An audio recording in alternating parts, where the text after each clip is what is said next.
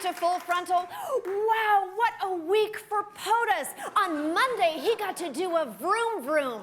Then Tuesday, his healthcare bill died again. But today, he got to lurch out from behind an orgy of flags and solve our national epidemic of voter fraud. It's about the concern of so many Americans that improper voting has taken place and canceling out the votes of lawful American citizens. I wonder where so many Americans got that concern. You have people that are registered who are dead, who are illegals. It's shocking that so many dead people would vote for Hillary, considering she probably killed them in the first place. Those mythical 3 million illegal voters are the president's obsession, his white whale. Although if the whale were white, Trump would be a lot less concerned about it voting. By the way, don't call him Ishmael. His new commission introduced themselves with a friendly get-to-know-you letter to all 50 secretaries of state. In a quest to root out allegedly rampant voter fraud, the president's commission wants an ocean of sensitive information about every voter, including the person's full name, address, date of birth, political affiliation, voting, military and criminal records, part of his or her social security number, and more. Oh, crap. If I know Republicans, the words "and more" usually mean transvaginal ultrasound. Who knows? You could be hiding a second voter in there. How did the secretaries of state respond to a letter saying, "Dear sir or madam, you suck at your job, please dox all your voters"? Oh, really well. It has run into a little pushback from 45 secretaries of state. We will not comply. As my grandmother used to say, it's about as welcoming as a breeze off an outhouse. Fun fact, breeze off an outhouse is also the president's favorite menu item from his Moscow escort service. Allegedly. Well, you know what they say, if the carrot doesn't work, use a stick. I mean, in this case, it's just a carrot with a stick. If any state does not want to share this information, one has to wonder what they're worried about. Well, not your veiled threats. You can't shake down entire states. It's Idaho, not one of your scared tenants. Since the commission wants to know so much about us, let's find out a little about them, starting with Vice Chair Kris Kobach. Do you believe Hillary Clinton won the popular vote by 3 to 5 million votes? We will probably never know the answer to that question. Well, what's your commission going to spend its time on? Hair braiding and trust falls? Expanding the franchise was never really Kris's thing. Back in the 80s, when his Harvard classmates were getting laid and protesting apartheid, Kris was writing an anti-divestment thesis under the tutelage of Samuel Huntington, an advisor to the white South African regime who favored enlightened despotism. Coincidentally, that was also the color Kobach picked when painting his first home. If Kobach had a problem with this president getting elected, imagine how he felt about this one. Actually, you don't have to imagine. Kris had a radio show. He's the ACLU's worst nightmare, because he knows the Constitution and fights to keep them from making confetti of it.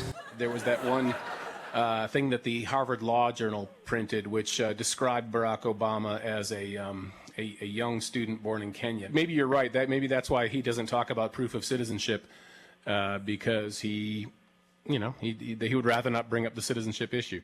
How the fuck do you go to Harvard, Yale, and Oxford and come out a birther? Tucker Carlson is right. College is stupid.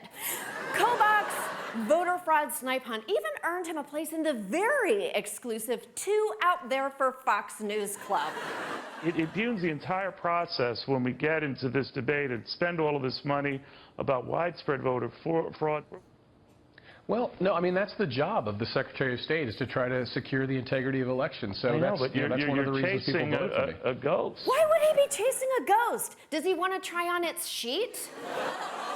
We will probably never know the answer to that question. Fair enough. But Kris doesn't just talk the voter suppression talk, he walks the voter suppression walk.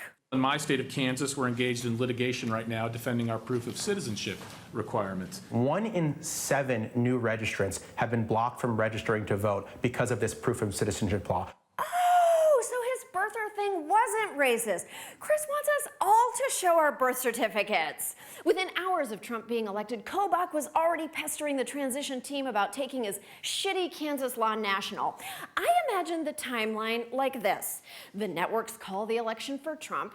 Kobach ejaculates so hard he gives himself a concussion. Wakes up the next morning, sees it wasn't a dream, comes one more time, wipes his keyboard, then bangs out an email to POTUS saying, "I'm your guy." Hey, who else is on this awesome commission? Heritage Foundation Senior Legal Fellow and Manager of the Election Law Reform Initiative, a real expert, Hans von Spakovsky. So close, it's von Spakovsky. I mean, who is he besides a man whose name sounds like it's twirling its mustache? Hans von Spakovsky was the man that former attorneys in the Bush Civil Rights Division described as the point person for undermining voting rights during the Bush administration. We have a lot of illegal immigrants coming into this country. Well, the Democrats, unfortunately, want these people to register and vote. Relax, the Democrats don't want illegal immigrants voting for them. Christ, given their recent branding, it's not clear they want anyone voting for them. Who else you got? J. Christian Adams. Millions of people are on the rolls. Dead people are on the rolls who shouldn't be on the rolls. And, you know, the left says, well, they don't vote. Balderdash, they do vote. Whoa there, the B word? Watch your fucking mouth. Adams spent the last 5 years running around filing lawsuits to make counties purge their voter rolls, using a law that was meant to expand voter registration. The Department of Justice is not enforcing what's called Section 8 of Motor Voter. Motor Voter is President Clinton's National Voter Registration Act of 1993, not to be confused with the Motor Boater Act, which made it legal for elected officials to motorboat the waitresses at a Hawaiian tropic zone.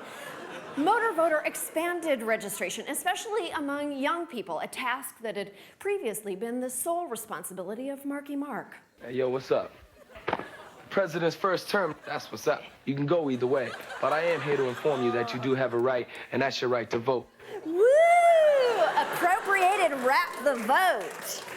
To get Republican support for Motor Voter, the authors threw in a requirement that states make a reasonable effort to keep their voter rolls up to date. That is Section 8, which members of Trump's voter fraud squad clutch to their snowy bosoms like a holy relic with the miraculous power to purge voter rolls. Guys like this have been playing the long game, methodically chipping away at the Voting Rights Act since the moment LBJ signed it and then left the room to expose himself to the steno pool. And now, this president has handed them the keys to the candy shop so they can run in and purge all the chocolates. Hey, remember when we were all wondering about that friend Trump kept mentioning? The curious case of a guy President Trump mentions all the time, his friend Jim. He's a very, very substantial guy. Jim, let me ask you a question. Who is this Jim? Does he even exist? I haven't met Don's good friend Jim, but I think I can guess his last name.